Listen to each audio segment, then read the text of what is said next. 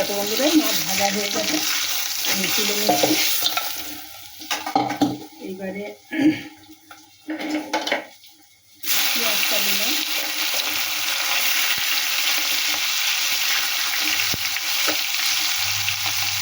দুটো লঙ্কা দিলাম, একটু জিরে দিলাম,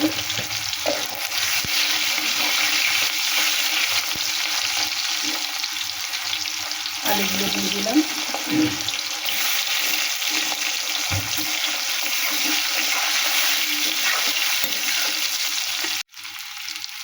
হলুদ দিলাম,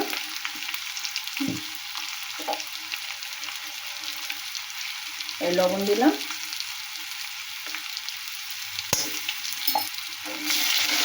কড়া করছি।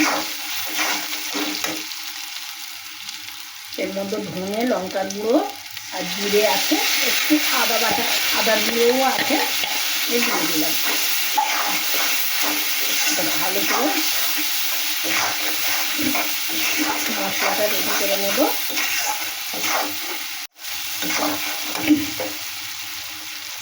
পালং শাকটা একটু সিদ্ধ করে নিয়েছি।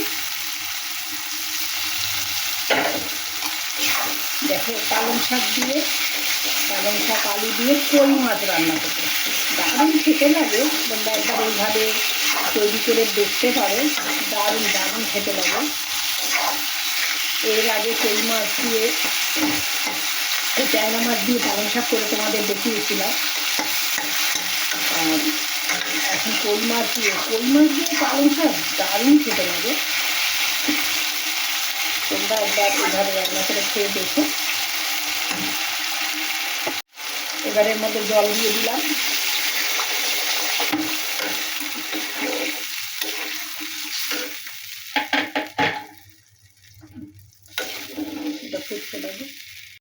সব সবজি যেহেতু সিদ্ধ করা, আলু সিদ্ধ করা, পালং সিদ্ধ করা, এই জলটা একটু উষুম গরম জল দিয়েছি, আজকে ফুটানো জল দিতে পারিনি।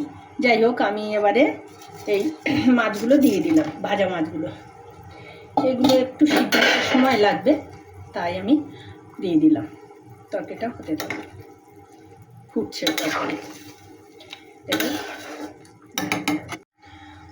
দেখো বন্ধুরা, দেখো পালং শাক, কই মাছ দিয়ে পালং শাকের তরকারি হয়ে গেছে। আমি গ্যাস অফ করে দিয়েছি। এবারে তোমরা একবার এইভাবে রান্না করে দেখতেই পারো। পালং শাক আলু কই মাছ দিয়ে দারুণ খেতে হয়। তোমাদের যদি পছন্দ লাগে তাহলে একটা লাইক কমেন্ট করে দিও। টাটা বন্ধুরা, তোমরা সবাই ভালো থেকো।